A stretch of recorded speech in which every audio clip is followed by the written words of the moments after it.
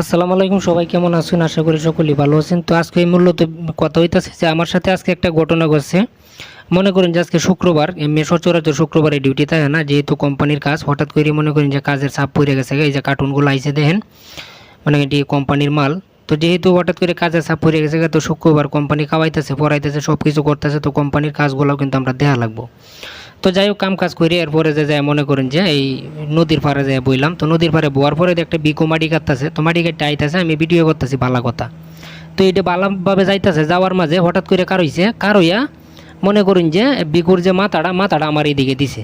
ঠিক আছে, একটা কথা আছে যে একটা লোক বই রয়েছে, যেহেতু যাচ্ছে দেখি লোকটা কেটা বই রয়েছে, এটা দেখি, এটা হচ্ছে ভিন্ন কথা। কিন্তু এই জায়গায় দেন ফানি কোনো গুললে নেই, ফানি একদম টলটলা সাপ, মাটি কাটতে আছে হে মাথা, আমি ক্যামেরা দৌড়িয়ে রাখছি।